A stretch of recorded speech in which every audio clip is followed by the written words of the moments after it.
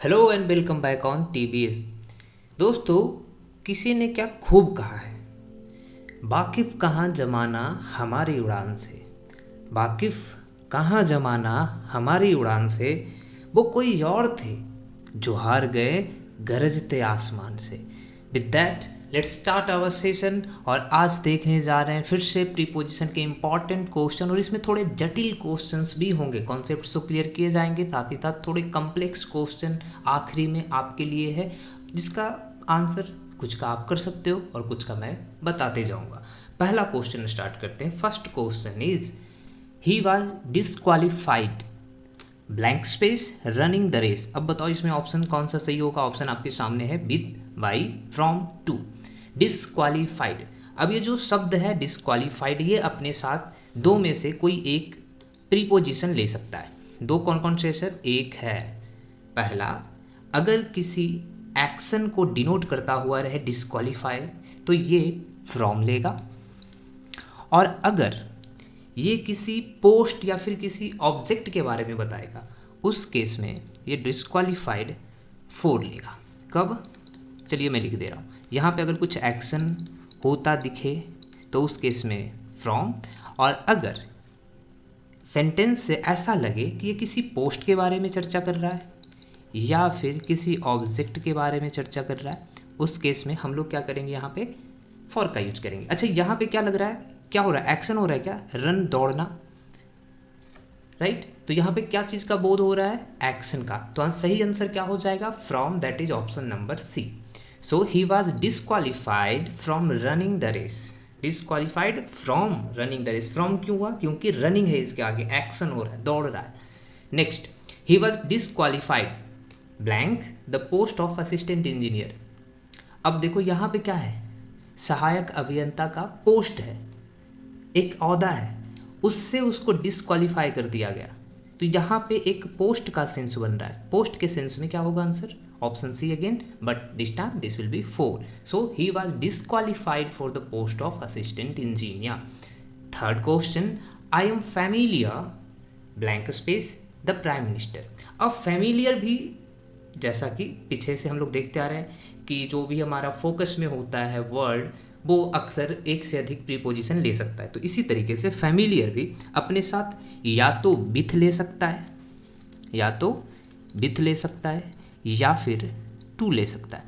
With कब लेगा? जब किसी पर्सन की बात हो रही होगी कि मैं फैमिलियर हूँ इस पर्सन से, तो उस केस में विथ। और अगर यहाँ पे अगेन सब्जेक्ट की बात हो, सब्जेक्ट, किसी सब्जेक्ट से फैमिलियर हो, तो उस केस में टू होगा। अब यहाँ पे देखो, आई एम फैमिलियर, यहाँ पे किसी इंसान की बात हो रही है। प्राइम मिनिस्टर, प्रधानमंत्री कोई पर्सन ही होंगे, उनसे मैं अवगत हूँ, है ना, अवगत हूँ, मैं उनको जानता हूँ। तो यहाँ पे क्या हो जाएगा? फैमिलियर विथ, मैं प्राइम मिनिस्टर से अवगत हूँ। So I am familiar with the prime minister, क्योंकि यहाँ पे पर्सन है इसलिए विथ लगा। और इसी तरीके से अगर यहाँ पे फैमिलियर किसी, सपोज करो, सब्जेक्ट से रिलेटेड या फिर किसी लैंग्वेज से रिलेटेड चीज़ों को डिनोट कर रहा होगा, तो उस केस में हम लोग क्या लगाएंगे? जैसा कि मैंने बोला, टू लगेगा। तो फोर्थ क्वेश्चन में यहाँ पे क्या हो जाएगा? I am familiar to English language. Okay. Fifth question, I am indebted blank space my friend. तो इसके साथ क्या प्रीपोजिशन होगा?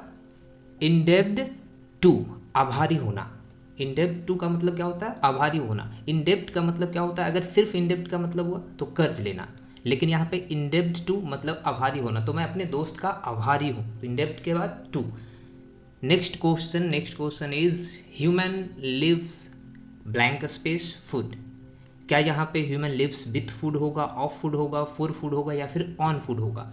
अब ये जो लिव्स है, ये अपने साथ दो में से कोई एक प्रीपोजिशन ले सकता है, या तो ऑन, या फिर बाई, या फिर बाई।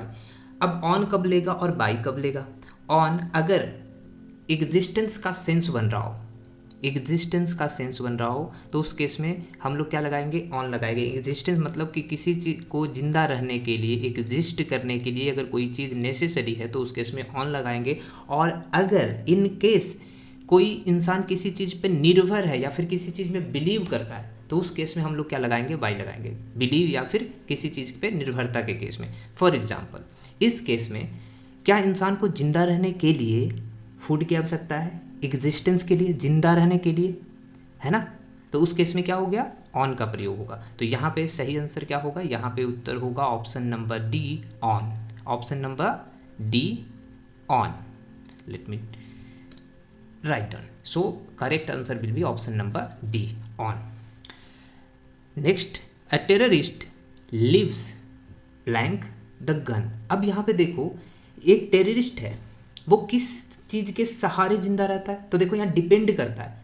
यहाँ पे एक आतंकवादी किस चीज़ के सहारे जीवित रहता है, तो बोलोगे सर बिना खाए रहेगा क्या, बिल्कुल नहीं रहेगा। लेकिन क्या यहाँ पे फूड का सेंस आ रहा है क्या, बाद में नहीं आ रहा है। किस चीज़ का सेंस आ रहा है, गन। क्या गन के बिना जिंदा नहीं रह सकता, रह सकता है, एग्जिस्टेंस हो सकता है, लेकिन इसके सहारे वो जीवित होता है, डिपेंड कर रहा है, बिलीव कर रहा है कि वो गन उसके पास होगा तब वो जीवित रहेगा। तो यहाँ पे क्या हो जाएगा, बाई का प्रयोग। तो ध्यान रखिएगा, जब किसी के एग्जिस्टेंस के लिए कोई चीज़ जरूरी है, आगे सामने उस पर निर्भर करता है, तो उस केस में क्या होगा, यहाँ पे ऑन, और किसी चीज़ पे वो डिपेंड कर रहा है, मतलब एग्जिस्टेंस के लिए बहुत ज़रूरी नहीं है, लेकिन उसका बिलीफ है कि ये इसके सहारे वो जीवित रहेगा, या फिर उसके ऊपर वो निर्भर कर रहा है अपने सर्वाइवल के लिए, तो उस केस में बाई का यूज करेंगे।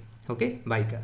सो ये इसका करेक्ट आंसर कौन सा होगा, option number B. Next question number 8, he was responsible, and responsible भी अपने साथ दो में से कोई एक ले सकता है, या तो 2 या तो 4। तो यहाँ पे इसके बाद देखो responsible blank space the boss. क्या यहाँ पे ये जो बॉस है, यहाँ पे बॉस है, वो क्या इंसान हो सकता है, इंसान हो सकता है, पर्सन। तो ध्यान रखना, जब रिस्पॉन्सिबल पर्सन के साथ यूज हो, रिस्पॉन्सिबल पर्सन, इसके बाद पर्सन का सेंस हो, तो उस केस में हम लोग 2 लगाएंगे। क्या लगाएंगे, 2 लगाएंगे। लेकिन अगर किसी चीज, यहाँ पे कोई थिंग का बोल दो, थिंग ऑब्जेक्ट का, तो उस केस में हम लोग 4 लगाएंगे। अब यहाँ पे देखो क्या है, बॉस एक पर्सन है, यस पर्सन है, तो क्या लगाएंगे हम लोग यहाँ पे, सही आंसर होगा option number A, 2। So he was responsible to the boss, he was responsible to the boss. अच्छा बताओ अब 4 कब लगेगा। For example let's say we are responsible to God for our actions, we are responsible to God for our actions. Next, now you will have a test blank new work, now you will have a test blank new work। आपने कभी कभी ये sentence सुना होगा, that is now he will have the taste of his own medicine, taste of his own medicine। तो यहाँ पे क्या लगेगा, टेस्ट ऑफ, या फिर टेस्ट इन, या फिर टेस्ट ऑन, या फिर टेस्ट एट। यहाँ पे एक्सपीरियंस की बात कर रहा है, तो यहाँ पे क्या होगा, ऑफ। जैसे ही एक्सपीरियंस की बात होगा तो वहाँ पे ऑफ का प्रयोग हुआ, तो इसका सही क्या हो जाएगा, correct sentence, now you will have a taste of new work, experience. Next question number 10, I have no taste. अब देखो मुझे कोई रुचि नहीं है किस चीज़ में, for painting, of painting, by painting, with painting. तो किसी चीज़ के लिए रुचि नहीं हो सकता, आपको किसी चीज़ में रुचि नहीं हो सकता, तो क्या बोलो, क्या I have no taste for painting, I have no taste for painting. आप ये नहीं बोलोगे I have no taste of painting, that will be incorrect. So correct answer will be option number D, I have no taste for painting. Next question, I tired blank poverty. आपने ये भी सुना होगा कि जब इंसान के पास आर्थिक तंगी हो, इंसान आर्थिक तंगी से जूझ रहा हो, पैसे की कमी हो, तो फिर क्या बोलता है इंसान, मैं इस गरीबी से थक चुका हूँ, मैं इस गरीबी से थक चुका हूँ, या फिर मैं इस गरीबी से उब गया हूँ।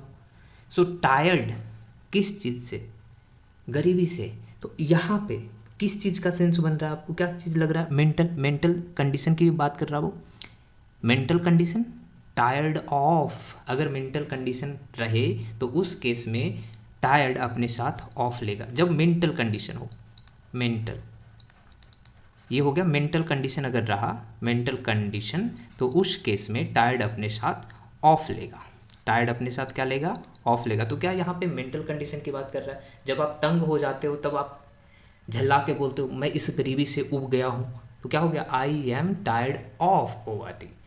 Next, I am tired blank working for 6 hours continuously. अब देखना, यहाँ पे ध्यान रखना, यहाँ पे थक चुका है किस चीज़ से? मेंटली नहीं, वो फिजिकली थक चुका है, उसका शरीर थक चुका है काम करने से, लगातार 6 घंटे काम करने की वजह से इनका जो शरीर है वो थक चुका है। तो यहाँ पे देखो टायर्ड किस सेंस में आया? फिजिकल सेंस में, फिजिकल स्ट्रेंथ बता रहा है, फिजिकल स्ट्रेंथ कि फिजिकली वो थक चुके हैं। तो जहाँ पे फिजिकली थकने की बात होगी वहाँ पे टायर्ड अपने साथ विथ लेगा। क्या लेगा? With. Option A will be the correct answer. तो ध्यान रखना है, क्या जब मेंटल कंडीशन की बात हो रहा होगा, टायर्ड अगर मेंटल कंडीशन को बता रहा होगा तो उस केस में ऑफ लगेगा, अगर ये फिजिकल कंडीशन को बता रहा होगा तो उस केस में विथ लगेगा। जैसे कि फर्स्ट केस में आई tired of poverty.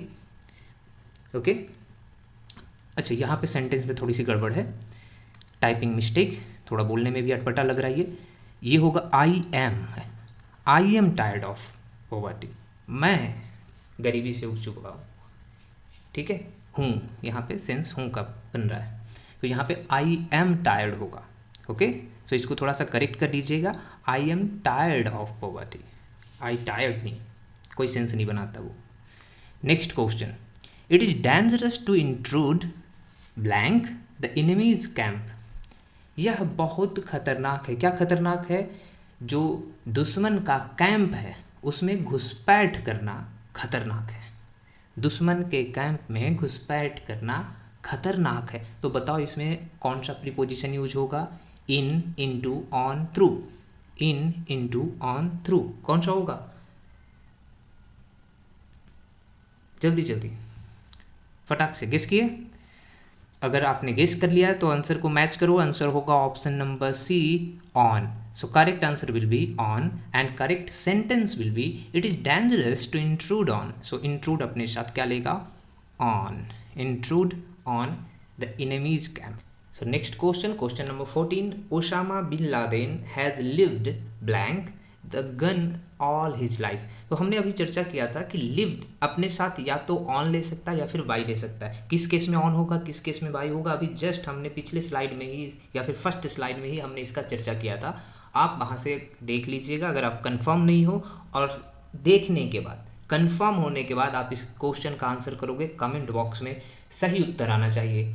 Next question, my uncle was anxious blank the safety of his daughter. So anxious मतलब चिंतित होना, किस चीज़ के लिए? सेफ्टी ऑफ हिज डॉटर मतलब मेरे जो अंकल थे, चाचा जी थे, वो अपने बच्ची के, अपने बेटी के सेफ्टी के लिए, सुरक्षा के लिए चिंतित थे।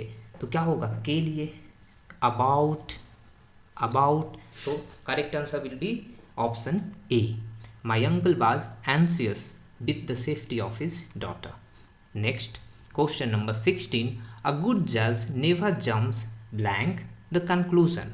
ऑब्वियसली जंप्स ऑन होगा या फिर ओवर होगा या फिर इन होगा या फिर विथ होगा, क्या होगा? तो इसका सही जवाब होगा इनमें से कोई नहीं, इसका सही ऑप्शन होगा option number E, that is at. So correct answer will be at, a good जज never jumps at the conclusion. Direct conclusion पे नहीं आता है। कौन? एक अच्छा जो न्यायाधीश होते हैं वो डायरेक्टली कंक्लूजन पे नहीं आते। कंक्लूजन मतलब सारांश पे डायरेक्ट नहीं पहुंचेंगे। Next, he was killed blank a highway man blank A dagger. Dagger का मतलब होता है खंजर, खंजर, ओके, खंजर। डैजर का मतलब होता है क्या? खंजर। सो ही वॉज, अब बताओ क्या होगा? विथ, किल्ड विथ या फिर killed by a highway man. तो देखो सही सेंस कब बनेगा, देखो पहले वाले से देखते हैं इसको रख के, he was killed with a highwayman by desert. No, क्या होगा? अब इसको देखते बी वाले को, he was killed by a highwayman with a desert. बिल्कुल, तो ये सेंस बना रहा है कि उसको किसने मारा? एक हाईवे मैन था, अज्ञात पुरुष होगा हाईवे पे, उसने मार दिया किससे? खंजर से। तो सही उत्तर क्या हो जाएगा? सही आंसर हो जाएगा option number B. Next question 18 number question, जो कि आज का लास्ट क्वेश्चन है और इसमें 3 प्रीपोजिशन का प्रयोग किया गया है। Ram was afflicted blank a serious illness and was almost confined blank bed blank more than 3 months। तो क्या हो जाएगा? राम वाज अफ्लिक्टेड, अफ्लिक्टेड क्या होगा? With a serious illness so afflicted क्या हो जाएगा, बिथलेगा, with a serious illness and was almost confined to, confined अपने साथ क्या लेता है, टू लेता है, confined to bed for more than 3 months। So कौन सा ऑप्शन है, option number C. So option number C will be the correct answer, option number C will be the correct answer. तो इसका हिंदी ट्रांसलेशन क्या होगा, राम एक गंभीर बीमारी से पीड़ित था।